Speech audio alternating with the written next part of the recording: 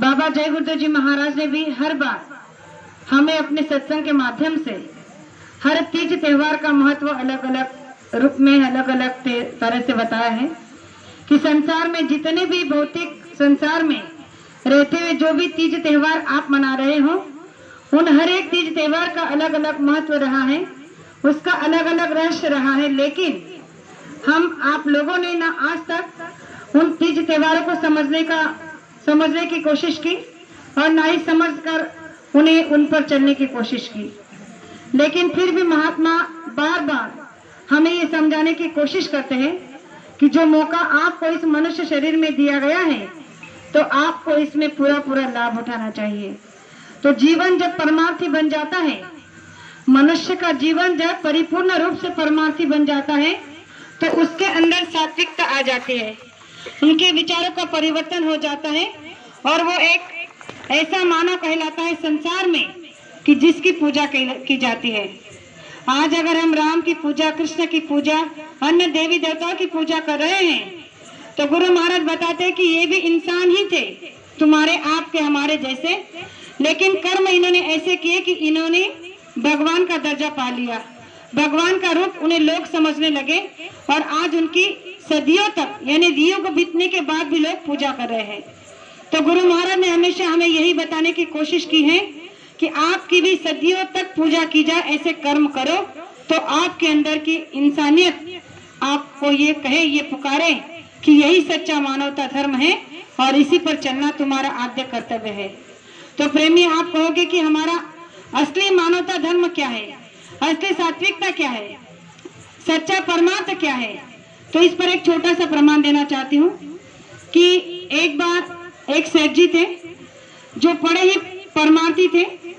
उन्होंने भी एक पहुंचे हुए महात्मा से नाम का दान लिया था और उसी दिन से पूरे लगन के साथ संसार भी करते थे और संसार के साथ साथ आए गए का सेवा सत्कार भी करते थे और संसार भी करते थे, परमार्थ भी करते थे। ये सारी चीजें वो अपने बैलेंस के साथ लेकर चलते थे कि यानी कि उनका परमार्थ भी जो होता था वो परिपूर्ण एकदम सही तरीके से होता था और भौतिक में भी अगर वो कोई किसी काम को करते थे उसमें भी बेईमानी, छल कपट, धोखा नहीं होता था। तो संसार और भौतिक और परमार्थ, इन दोनों का बैलेंस उन्होंने बहुत अच्छे से संभाला था। तो उनका कर्तव्य ये हमेशा रहा था कि कोई भी संत महात्मा या कोई भी अतिथि गांव में आ जाए तो उनकी सेवा करना, उनका सत्कार करना, भोजन प्रसादी करना, ये उनका बहुत बड़ा धर्म बन चुका था। तो एक बार उनके गांव में एक महात्मा जी आए जो बड़े ही पहुंचे हुए थे, समृद्ध थे। तो उनको पता चला तो वो दौड़ते हुए गए, महात्मा जी का प्रणाम किया, उनसे कहा कि अगर आप मेरे घर पर आपके चरण स्पर्श करेंगे तो मेरा बड़ा सौभाग्य होगा। महात्मा जी ने कहा कि कोई बात नहीं। जब महात्मा जी उनके घर पर गए तो उन्होंने अपनी पत्नी से कहा कि देखो ये बहुत बड़े महात्मा हैं और आज इनके रहने की, खाने की व्यवस्था आज तुम्हें बहुत अच्छे से करनी है। तो उनकी पत्नी ने, सेठानी ने कहा कि आप चिंता मत करिए, क्योंकि जो धर्म पति निभा रहा था वही धर्म पत्नी भी निभा रही थी और उसे पतिव्रता कहा जाता है कि पति का धर्म जो पत्नी बिना कहे निभाती है उसे ही पतिव्रता इस कलयुग में कहा जाता है। तो वो भी उसने कहा कि आप चिंता ना करो, मैं उनकी अवस्था में कोई कमी नहीं रखूंगी, आप बिन घोर रहिए। और सेठ जी किसी काम के वश बाजार चले गए। अब सेठानी ने बड़े चाव से भोजन बनाया, सात्विक स्वादिष्ट, और उस महात्मा को खिलाने लगी आदर के साथ। अब भोजन करा रही थी तो महात्मा जी को एक सूचा बात अंदर से सोचने लगे कि कुछ बातें इस बहन से कर लूं। तो उन्होंने उस सेठानी से एक बात की, पूछा कि बेटा तुम्हारे कितने बेटे हैं? तो उसने कहा कि महात्मा जी ईश्वर की दया से मुझे 4 बेटे हैं। तो उन्होंने कहा अच्छा। फिर भोजन करते करते उन्होंने दूसरा सवाल किया कि बेटा तुम्हारे पास धन कितना है? उस बहन ने फिर से जवाब दिया कि महात्मा जी ईश्वर की कृपा से लोग हमें लखपति कहते हैं। अब दोनों प्रश्न का उत्तर उन्हें मिल गया। तभी सेठ जी घर में आ गए। अब सेठ जी ने देखा कि उनका भोजन हो चुका है तो महात्मा ने कहा कि अब हमें जाना है। तो सेठ जी ने कहा कि ठीक है, मैं आपको रास्ते में आधे रास्ते तक छोड़ देता हूँ। अब महात्मा और सेठ जी रास्ते में चले जा रहे थे तो अचानक से महात्मा ने वही सवाल सेठ जी से भी किए जो उनकी धर्म पत्नी से घर में किए थे। चलते चलते रास्ते में सेठ जी ने महात्मा जी ने फिर से सेठ जी से सवाल किया कि सेठ जी आपसे एक बात पूछना चाहता हूँ। सेठ जी ने कहा कि पूछिए। कहने लगे कि आपके बेटे कितने हैं, पुत्र कितने हैं? तो सेठ जी ने कहा कि मेरा एक ही पुत्र है। अब जैसे ही महात्मा ने ये वाक्य सेठ जी के मुख से सुना कि मेरा एक ही पुत्र है तो सेठ जी संकोच करने लगे कि ये कितना सेठ होकर कितना झूठ बोल रहा है। इनके पत्नी ने कहा कि हमें 4 पुत्र हैं और ये कह रहा है कि मेरा एक ही पुत्र है। फिर उन्होंने उनसे प्रश्न किया कि ठीक है तुम्हारे पास धन कितना है? तो सेठ जी ने कहा कि महात्मा जी मेरे पास केवल 50,000 का धन है। अब महात्मा जी को थोड़ा अटपटा लगा, सोचने लगे कि ये सेठ जी इतना झूठ बोल रहे हैं। पहली बात तो जब मैं इनके घर में गया था तो मैंने खुद इनके घर में 2-3 लड़कों को आते जाते देखा। इनकी धर्म पत्नी ने भी कहा कि हमें 4 पुत्र हैं और उन्होंने पहले ही प्रश्न में मुझे झूठा ठहरा दिया कि मेरा एक ही पुत्र है। अब ठीक है कि बेटा झूठ कहा, लेकिन धन इनके पत्नी ने कहा कि संसार के लोग हमें लखपति कहते हैं और ये कह रहे हैं कि हमारे पास केवल 50,000 का धन है, ये कैसे हो सकता है? फिर तीसरा प्रश्न सेठ जी ने महात्मा जी ने सेठ जी से फिर किया कि आपकी आयु कितनी है? तो सेठ जी ने हाथ जोड़कर महात्मा जी से कहा कि मेरी 40 वर्ष की आयु है।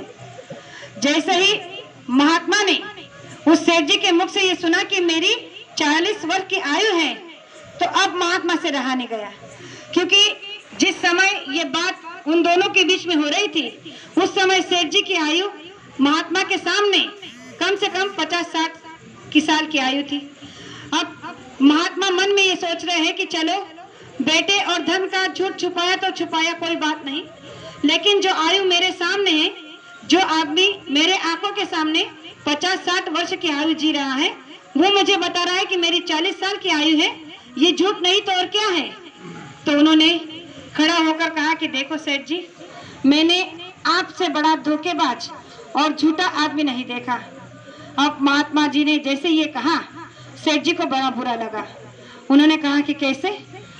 वैसे तो महात्मा जी मैंने इतना सुना है कि संसार में कभी इंसान को झूठ नहीं बोलना चाहिए और ज्यादा से ज्यादा जब आप जैसे महात्मा आप हमारे साथ में हो तो महात्मा के सामने तो कभी भी झूठ नहीं बोलना चाहिए, वो सबसे बड़ा पाप होता है। और मैंने तो आपसे कोई झूठ बोला नहीं, फिर आपने मुझे ऐसे कैसे कहा? तो महात्मा जी ने कहा कि अरे जब जो सवाल मैंने तुमसे किए थे वही सवाल मैंने तुम्हारे पत्नी से भी घर में किए थे। तो उसने तो मुझे कहा कि तुम्हारे 4 बेटे हैं, उसने तो कहा कि तुम लखपति हो। फिर तुमने अपने दोनों सवाल तो गलत दिए, लेकिन तीसरा सवाल जो निजी था तुम्हारे आयु के बारे में उसमें भी तुमने मेरे साथ धोखेबाजी की, मुझे झूठा कहा। तो उस सेठ जी ने अपने हाथ जोड़कर महात्मा से कहा कि मैंने झूठ नहीं कहा है, आपकी अभी भी गलत फहमी हो रही है। मैंने तीनों सवालों के जवाब सही दिए हैं, लेकिन मैं उसका विश्लेषण करना चाहता हूँ कि मैंने सही क्या कहा है और आपको झूठ क्या लगा है। तो सेठ जी ने महात्मा से कहा कि पहला प्रश्न आपका था कि मेरे कितने संतान हैं, कितने पुत्र हैं, तो सही है कि मेरे 4 पुत्र हैं, लेकिन मैंने जवाब एक ही का दिया कि मेरा एक ही पुत्र है। वो इसलिए कि मेरे 3 पुत्र नालायक हैं, एक ही पुत्र ऐसा लायक है कि जो मैं जो कहता हूँ वही करता है, यानी कि मेरे आज्ञा के बाहर नहीं जाता है। तो अभी आप ही बताइए कि संसार में माँ बाप के ऐसे नालायक बेटे हो जो माँ बाप के कहे अनुसार नहीं चलते हो, वो संतान होने के ना बराबर है। इसीलिए मैं कभी उन्हें संसार में अपने पुत्रों का दर्जा नहीं देता। इसीलिए मैंने आपसे सच कहा, क्योंकि महात्माओं से कभी झूठ नहीं कहा जाता। और इसीलिए मैंने आपसे सच कहा कि मेरा एक ही पुत्र है जिसे मैं अपना बेटा मानता हूँ, जो मेरे आज्ञा के बाहर नहीं चलता है, मेरे कहे अनुसार ही चलता है। यानी कि माता पिता की सेवा में, माता पिता की आज्ञा में जो बेटा रहता है वही सच्चा पुत्र कहलाता है। महात्मा ने जब ये बात सुनी तो उन्हें बड़ा आश्चर्य हुआ। फिर कहा कि आपने दूसरी बात पूछी कि मेरे पास धन कितना है, तो मैंने कहा कि मेरा केवल 50,000 का धन है। तो ये भी बात उतनी सही है। संसार के लिए तो मैं लखपति हूँ, लेकिन आज तक मैंने अपने निजी जीवन में केवल 50,000 की राशि ही परमार्थ में लगाई है, परमार्थ के राह में खर्च की है। और मेरे हिसाब से या आपके नजरिए में अगर ये सही हो कि जो धन परमार्थ में लगाया जाता है वही सही धन होता है। अरे महात्मा जी, जो धन मैंने लाखों रुपए बनाए हैं, जो लखपति मुझे कहा जाता है, उन पैसों के मेरे मरने के बाद क्या होगा? मेरे सगे संबंधी, मेरे पत्नी पुत्र उन्हें खर्च करेंगे। जो मेरे स्वार्थ के लिए काम नहीं आ सकता, जो मेरे परमार्थ के लिए काम नहीं आ सकता, वो मेरा धन कैसे हो सकता है? और इसीलिए मैंने जीवन में केवल 50,000 का ही खर्च मेरे परमार्थ में लगाया है और वही मेरी असली पूंजी है। इसीलिए मैंने आज कहा कि मेरे पास केवल 50,000 का धन है। रही बात मेरे तीसरे प्रश्न की, मेरी आयु 40 साल की है, तो ये बिल्कुल सत्य है। वो इसलिए कि जो ज्ञान मैं आपको दे रहा हूँ, जो आपको बड़ी बड़ी बातें मैं बता रहा हूँ, ये मुझे 40 वर्ष पहले मिली थी। कैसे? 40 वर्ष पहले मुझे आपके जैसे एक पहुंचे हुए समर्थ महात्मा मिले थे, जिनसे मैंने नाम का दान लिया, जिनसे मैंने ज्ञान अभ्यास किया, और आज मुझे ये ज्ञान, यह आत्मा साक्षात्कार हो चुका है, आत्म दर्शन मुझे हो चुका है, जिसकी वजह से मैं सही और गलत की पहचान कर सकता हूँ, सच और झूठ को पहचान सकता हूँ, स्वार्थ और निस्वार्थ को पहचान सकता हूँ, परमार्थ और संसार को पहचान सकता हूँ। ये ज्ञान मुझे केवल अपने गुरु से मिला है। तो आप भी बताइए, जिस दिन जिस इंसान को गुरु मिल जाता है, उसी दिन से उसका पुनर्जन्म हो जाता है। तो उस दिन से लेकर आज तक के मेरे 40 वर्ष हुए हैं नामदान लिए हुए। तो आप ही बताइए मेरी आयु कितनी हुई? जब उसके इन प्रश्नों के उत्तरों को महात्मा ने सुने तो धन्य हो गए। कहने लगा कि तुम्हारे जैसा भक्त अगर संसार में सभी महात्माओं को मिल जाए, सभी गुरुओं को मिल जाए, तो संसार धन्य हो जाएगा। प्रेमियों, हमारे आपके साथ भी यही हो रहा है। हमने अगर बच्चों को जन्म दिया है, चाहे एक बेटा हो, 2 बेटा हो या 4 हो, लेकिन जो बेटा लायक नहीं हो, वो बेटा कहलाने के लायक नहीं होता है।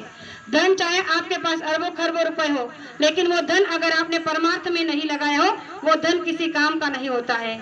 और इसीलिए मनुष्य जीवन मिलने के बाद आपके जन्म से लेकर मृत्यु तक अगर आपने गुरु से नाम का दान नहीं लिया हो, तो आपका जीवन धिक्कार और बेकार है।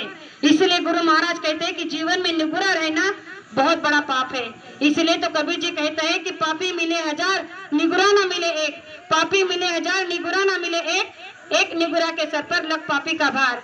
कबीर जी कहते हैं कि संसार में अगर आपको पापी मिल जाएंगे तो भी चल सकता है, लेकिन अगर निगुरा का दर्शन आप कर लेते हो तो आपको लग पापी का भार आपके सर पर चढ़ जाता है। तो प्रेमियों, आप बताइए, हम आपने जिस महात्मा से नाम का दान लिया है, तो क्या हम कितने परम सौभाग्यशाली हैं?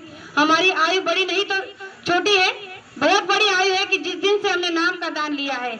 इसीलिए मैं आप सभी माता पिता से इतना ही कहना चाहूंगी कि हमारे पास में जो भी समय है, वो सासों की पूंजी जिस दिन से मिली है, उस दिन से लेकर जिस दिन ज्ञान हो चुका है, उस दिन से लेकर आखिरी श्वास तक हमारा सारा समय, हमारा सारा धन अगर परमार्थ में हम खर्च करते हैं, तो इससे बड़ा सौभाग्य हमारा और कुछ नहीं हो सकता है।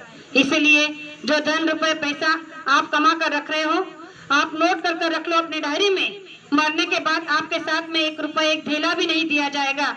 इतना तो क्या, जो आपने अपने लिए कपड़े, साथ सामान, गहने बना कर रखे होंगे, वो तक आपके साथ नहीं दिया जाता। क्यों? कहा जाता है कि साथ में ले जाकर क्या करेगा, पीछे रहने वाले लोगों को काम आएगा। अरे जब साथ में कमाया और ले नहीं जा सकते, तो किस लिए इतना अहंकार, किस लिए इतना घमंड? तो बाबा जय गुरुदेव जी महाराज बताते हैं कि साथ में आने वाली चीजों का घमंड करो जो आपके साथ में आने वाला है। तो घमंड होना चाहिए किस बात का?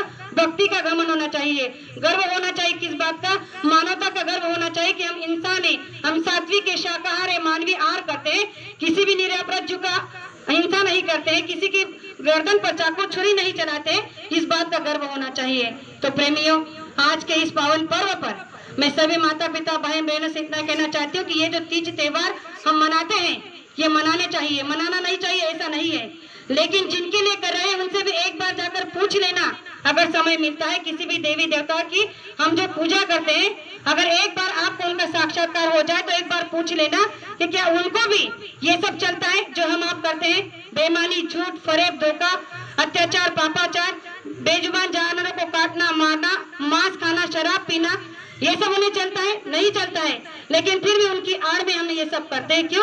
क्योंकि ये हमारा मानवीय स्वभाव हो चुका है। तो आज मैं आपसे इतना ही कहना चाहूंगी कि मानवीय अधिकार अगर आप प्राप्त करना चाहते हो और उस परम पिता के दरबार में सर उठाकर जीना चाहते हो, तो आज से ही आप शुद्ध शाकाहारी जीवन व्यतीत करो, क्योंकि यही आपके साथ आने वाला है। आप चाहे जितना यहाँ कमा कर रखो, इसमें से आपके साथ एक कण भी नहीं साथ में जाएगा।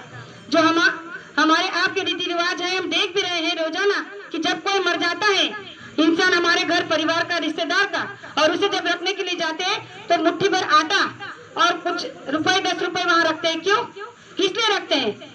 ये हमें बताया जाता है कि देखो, ये उस मुर्दे को बताया जाता है कि देख, तूने जीवन भर में जितना कमाया था उसमें से एक मुट्ठी भर चावल या मुट्ठी भर आटा नहीं ले जा सकता, 1 रुपए नहीं साथ में ले जा सकता, जो यहाँ छोड़कर जाना पड़ रहा है। तो तूने आखिर में कमाया क्या? तू लेकर क्या जा रहा है? इसीलिए बाबा जय गुरु जी महाराज बताते हैं कि साथ में केवल अच्छे कर्म जाएंगे। और इसलिए गीता जो रामायण हम पढ़ते हैं केवल पढ़ने के लिए नहीं, सोच और समझने के लिए दी गई है।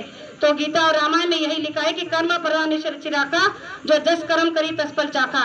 आज बुरे कर्म करने के लिए कोई रोक टोक नहीं, लेकिन आपको पता नहीं सजा भोगने के लिए आपको परतंत्र कर दिया गया है। सजा के लिए आपको ऐसी भयानक सजा मिलेगी जिसके लिए आपको पूछा नहीं जाएगा कि तूने ये भयानक कर्म किए थे, इसकी सजा तुझे दूं या नहीं दूं। गुरु महाराज ने कहा है कि जिसको आपने काटा है वो भी आपको काटेगा, जिसको आपने मारा है वो भी आपको मारेगा, क्योंकि इस धरती का रीश्म रिवाज है, विधि का विधान है। इसलिए इस विधान से बचो और जो सही विधान है उस पर चलने की कोशिश करो।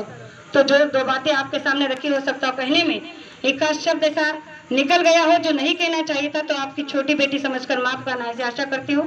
और मेरे 2 शब्द तो यही विराम देना चाहती हूँ। जय गुरुदेव।